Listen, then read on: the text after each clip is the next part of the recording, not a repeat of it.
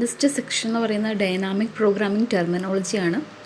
നമുക്കറിയാവുന്ന ടെർമിനോളജീസ് എക്സാമിനൊക്കെ ചോദിക്കുകയാണെങ്കിൽ അതിൻ്റെ ഡെഫിനിഷനായിട്ട് എഴുതേണ്ട കാര്യങ്ങളാണ് ഇതുമായിട്ട് കണക്ട് ചെയ്ത് വരുന്നത്. Dynamic programming terminology. സ്റ്റേജ് നമുക്കറിയാം, നമ്മൾ ഇതിനെ പല സ്റ്റേജസ് ആയിട്ട് ഡിവൈഡ് ചെയ്യുന്നുണ്ട്. നമുക്ക് സൊല്യൂഷൻ കിട്ടുന്നതനുസരിച്ചിട്ട് പല സ്റ്റേജസ് ആയിട്ട് ഡിവൈഡ് ചെയ്യും. Okay, the dynamic programming problem can be determined or divided into a sequence of smaller subproblems called stages.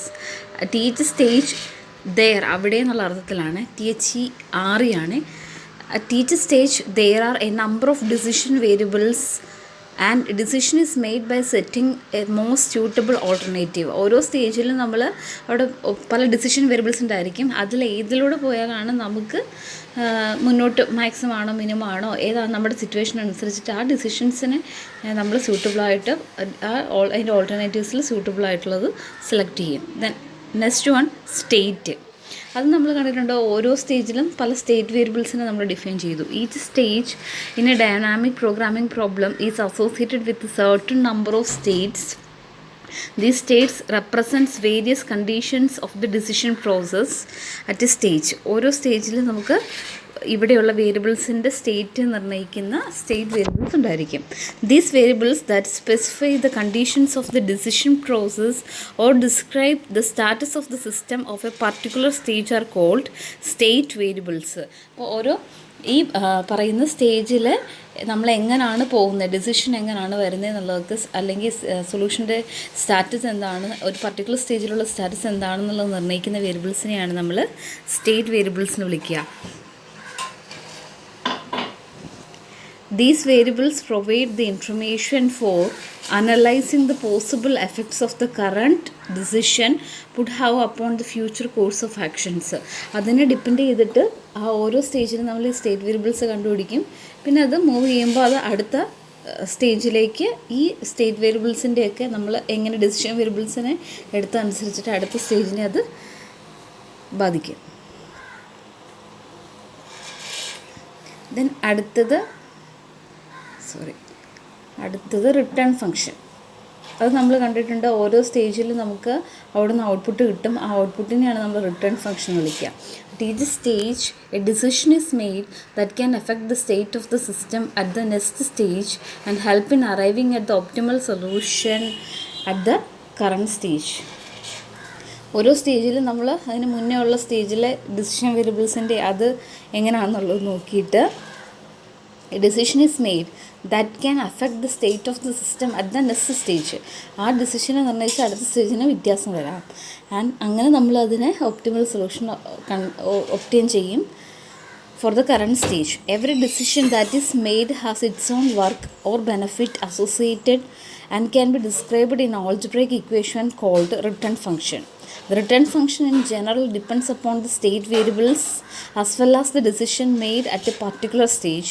An optimal policy or decision at a stage yields its optimal എന്ന് പറയുമ്പോൾ maximum or minimum optimal return for a given value of state variables. ഇത്തരം, അതായത് state return functions, ഇത്തരം കാര്യങ്ങളാണ് dynamic programming ടെർമിനോളജിയിൽ വരിക. ഇനി ഇതുപോലൊരു പ്രോബ്ലത്തിൽ നമ്മൾ സാധാരണ ഡൈനാമിക് പ്രോഗ്രാമിംഗ് വഴി ചെയ്യുമ്പോഴും അതല്ലാതെ ഡയറക്റ്റ് നമ്മളിത് ഇവിടുന്ന് പല സ്റ്റേജസിൽ നിന്നും കമ്പാരിസണും അഡീഷനും ഒക്കെ വഴി ഒപ്റ്റിമൽ സൊല്യൂഷൻ ഒബ്റ്റെയിൻ ചെയ്യുമ്പോൾ രണ്ടിടത്തും കാൽക്കുലേഷനിലുണ്ടാകുന്ന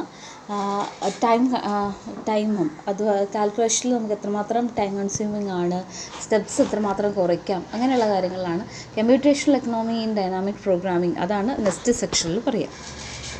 computational economy in dynamic programming. Consider a problem with n stages and let each decision variable uj have p feasible values. അപ്പോൾ നമുക്ക് n സ്റ്റേജസ് ഉണ്ട്. ഓരോ സ്റ്റേജിലും ഡിസിഷൻ വേരിയബിൾ uj ഉണ്ടായിരിക്കും, ചെയ്യേണ്ട വേരിയേഷനും ഉണ്ട്. ഇനി യുജെക്ക് p പോസിബിൾ വാല്യൂസ് ഉണ്ടെന്ന് പറയുക. ഓരോ വേരിയബിളിനും p പോസിബിൾ വാല്യൂസ് ഉണ്ട്. Also each state variable xj has p feasible values. അപ്പോൾ യുജെക്ക് ഉള്ള പോലെ തന്നെ p feasible values state variables xjയ്ക്കും ഉണ്ട്. Let the return function be additive. നമ്മുടെ റിട്ടേൺ ഫംഗ്ഷൻ അഡിറ്റീവ് ആണെന്നിരിക്കട്ടെ. അപ്പോൾ അവിടെ രണ്ട് കേസ് പറയുകയാണ്. ഒന്ന് ഡയറക്റ്റ് സെർച്ച് മെത്തേഡ് വഴി അതിനകത്തുണ്ടാകുന്ന കാൽക്കുലേഷൻസിൻ്റെ എണ്ണം, മറ്റൊന്ന് ഡൈനാമിക് പ്രോഗ്രാമിംഗ് വഴി അവിടെ ഉണ്ടാകുന്ന calculation. First case 1, direct search method. A feasible solution is characterized by an input value xn.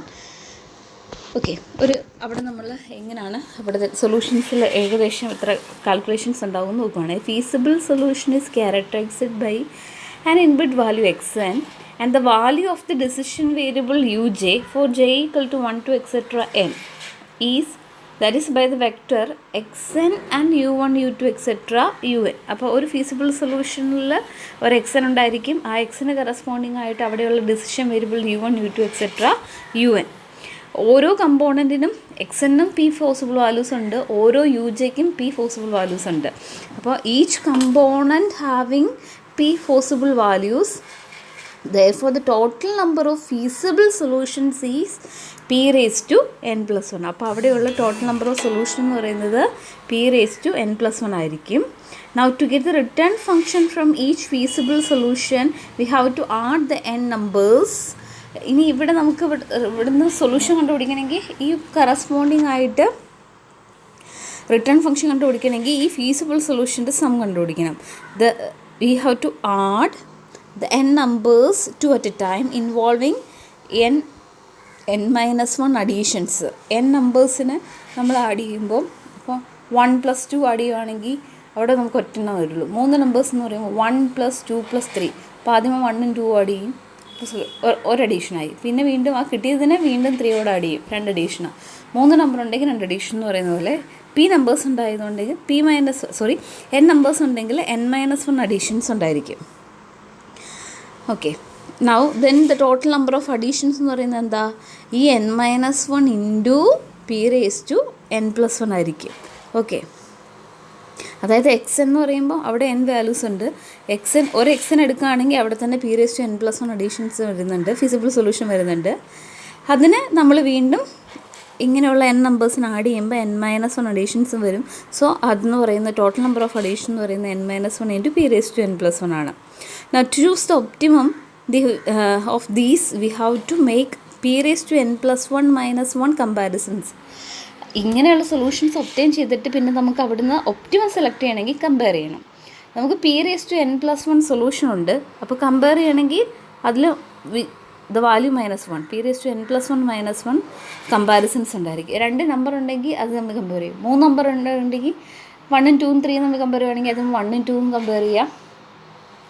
ആ കമ്പയർ ചെയ്ത് ഇതിനെ വീണ്ടും 3യുമായിട്ട് കമ്പയർ ചെയ്യാം. അപ്പോൾ അവിടെ ഒന്നുകൂടി കുറയും. So p raised to n plus 1 feasible solution ഉണ്ടായതുകൊണ്ട് p raised to n plus 1 minus 1 കമ്പാരിസൺസും ഉണ്ട്. Therefore the total number of additions and comparisons എന്ന് പറയുന്നത് എന്ത് വരും? That is total number in direct search method വഴി അവിടെ number of additions and comparison in direct search, അതാണ് n of ds എന്ന് പറയുന്നത് എന്താ? Total number of addition n - 1 into p raised to n plus 1 plus comparison p raised to n plus 1 minus 1. Simplify ആണെങ്കിൽ n into p raised to n plus 1, പിന്നെ ഇവിടെ -p into p raised to n plus 1 ഉണ്ട്. ഇവിടെ ഒരു p raised to n plus 1 ഉണ്ട്, അത് ക്യാൻസലായിപ്പോയി. So remain ചെയ്യുന്നത് -1. So in direct search method the total number of additions and comparisons എന്ന് പറയുന്നത് എന്തായിരിക്കും? n into p raised to n plus 1 minus 1 ആണ്. ഇനി ഇത് സെയിം ഇത് തന്നെ ഡൈനാമിക് പ്രോഗ്രാമിംഗ് മെത്തേഡ് വഴി ചെയ്യുകയാണെങ്കിൽ അതിലെ കാൽക്കുലേഷൻസിൻ്റെ എണ്ണം നോക്കാം. ഇനി each stage for j equal to 1 to etc n, ആദ്യമേ നമ്മൾ പല സ്റ്റേജസ് ആയിട്ട് ഡിവൈഡ് ചെയ്യും. For each stage for j equal to 1 to etc n and for every combination xj uj പേരെടുക്കുകയാണെങ്കിൽ ഓരോന്നിനും p പോസിബിൾ വാല്യൂസ് ഉണ്ടെങ്കിൽ xj uj എന്ന് പറയുമ്പോൾ നമുക്ക് എന്താ പറയുക? p² കോമ്പിനേഷൻസ് പെർ സ്റ്റേജ് ഉണ്ടായിരിക്കും. ഓരോ സ്റ്റേജിലും p² കോമ്പിനേഷൻസ് ഉണ്ട്. We have to make 1 addition. ഈ 2 വെച്ചിട്ടാകുമ്പോൾ അവിടെ 1 അഡീഷൻ വരും, ഗിവിങ് എ ടോട്ടൽ ഓഫ്. അങ്ങനെ n നമ്പേഴ്സിന് കറസ്പോണ്ടിങ് ആയിട്ടെന്ന് പറയുമ്പോൾ എന്ത് വരും? n - 1 ഇൻറ്റു p² അഡീഷൻസ് വരും. Okay, we have to make one addition giving a total of p square into n minus 1 additions also at each of the stages for j equal to 1 to etc n, and for each value of xj p numbers have to be in p minus 1 comparisons. ഇനി ഇവിടെ നമ്മൾ ഓരോ state variable എടുക്കുമ്പോൾ x എടുക്കുവാണെങ്കിൽ p possible values ഉണ്ടെങ്കിൽ അവിടെ p minus 1 comparisons ഉണ്ടെന്നറിയാം. Giving a total of അവിടെ എക്സ്ജേൻ്റെ പി പോസിബിൾ വാല്യൂസിന് കറസ്പോണ്ടിങ് ആയിട്ട് p മൈനസ് 1 കമ്പാരിസൺ ഉണ്ട്. ഈ എക്സ്ജേയിൽ ജെയിൻ്റെ വേരിയേഷൻ 1 ടു എക്സെട്ര എന്നാണ്. സോ അവിടെ ടോട്ടൽ നമ്പർ ഓഫ് കമ്പാരിസൺ എന്ന് പറയുമ്പോൾ എന്ത് വരും? n into p into p minus 1 comparisons. Lastly to get the optimum value to get the optimum value p numbers have to be compared p minus 1 times. Therefore the total number of additions and comparisons in dynamic programming method is first one എന്ത് വരും? p square numbers ഉണ്ട്. ആ p square combination എടുത്തിട്ട് അവിടെ n minus 1 additions, n നമ്പേഴ്സിൻ്റെ additions n minus 1 into p square plus comparisons n into p minus 1 into p plus വീണ്ടും അവിടെ കിട്ടിയ വാല്യൂസിനെ പി വാല്യൂസിനെ വീണ്ടും കമ്പയർ ചെയ്യും പ്ലസ് പി മൈനസ് 1. സിംപ്ലിഫൈ ചെയ്യുവാണെങ്കിൽ ഇവിടെ നമ്മൾ പി സ്ക്വയറിൻ്റെ ടേം പീൻ്റെ ടേം കോൺസ്റ്റൻ്റ് എന്ന് എഴുതുവാണെങ്കിൽ പി സ്ക്വയറിൻ്റെ കോഫിഷ്യൻ്റ് ഇവിടെ ഒരു n മൈനസ് 1 ഉണ്ട്. ഇനി ഇവിടെ സിംപ്ലിഫൈ ചെയ്യുമ്പോൾ ഒരു പ്ലസ് n ഉണ്ട്. അതപ്പോൾ n minus 1 plus n into p square. പിന്നെ വീണ്ടും പീൻ്റെ കോഫിഷ്യൻ്റ് എന്ന് പറയുമ്പം ഇവിടെ നമ്മൾ അറേഞ്ച് ചെയ്യുവാണെങ്കിൽ പീൻ്റെ കോഫിഷ്യൻ്റ് ഇവിടെ നിന്നൊരു മൈനസ് n ഉണ്ട്, രണ്ട് ടീമിൽ നിന്നൊരു മൈനസ് n ഉണ്ട്, ഇവിടെ നിന്നൊരു 1 ഉണ്ട്. സോ അതിനെ 1 minus n into p minus 1 എഴുതി. ഇവിടെ സിംപ്ലിഫൈ ചെയ്യുവാണെങ്കിൽ n plus n 2n minus 1 into p square plus 1 minus n into p minus 1 ആണ്. ഇനി ജസ്റ്റ് അപ്പോൾ ഇത്രയും കമ്പാരിസൺസ്, അതായത് in dynamic programming method total number of additions and comparisons എന്ന് പറയുന്നത് 2n minus 1 into p square plus 1 minus n into p minus 1 ആണ്. ഇവിടെ നമ്മൾ ജസ്റ്റ് ഒരു വാല്യൂ ഇട്ട് കൊടുക്കുകയാണെങ്കിൽ അത് ഏതാണ് രണ്ടിനെ ഒന്നുകൂടി കമ്പയർ ചെയ്യുവാണ്. Put n equal to 2 and p equal to 10 number of calculations in direct search method എന്ന് പറയുന്നത് എന്ത് വരും? 1999 ആണ്. പക്ഷേ ഡൈനാമിക് പ്രോഗ്രാമിങ്ങിൽ ഈ വാല്യൂസ് കൊടുത്തു കഴിയുമ്പോൾ എന്നിന് 2ഉം പിക്ക് 2ഉം കൊടുത്തു കഴിയുമ്പോൾ ഈ ഫോർമുല അനുസരിച്ചിട്ട്, അതായത് ഇപ്പോൾ നമുക്ക് ലാസ്റ്റ് കിട്ടിയ ഈ ഫോർമുല അനുസരിച്ചിട്ട് അവിടെ വാല്യൂ എന്ന് പറയുന്നത് 289 ആണ്. അപ്പോൾ എന്തുകൊണ്ടും ഡൈനാമിക് പ്രോഗ്രാമിംഗ് വഴി ചെയ്യുവാണ് നമുക്ക് കാൽക്കുലേഷൻസ് ഈസി ആയിട്ട് കിട്ടുന്നത്. ഓക്കെ, അപ്പം ഇത്രയും സെക്ഷനാണ് ഇപ്പം ഈ ഒരു ക്ലാസ്സിൽ ഇൻക്ലൂഡ് ചെയ്യുക. ഇനി അടുത്തത് വേറെ മൾട്ടി സ്റ്റേജ് എന്ന് പറഞ്ഞിട്ട് വേറൊരു സെക്ഷനാണ്. അത് നമുക്ക് നെക്സ്റ്റ് ക്ലാസ്സിൽ ഡിസ്കസ് ചെയ്യാം.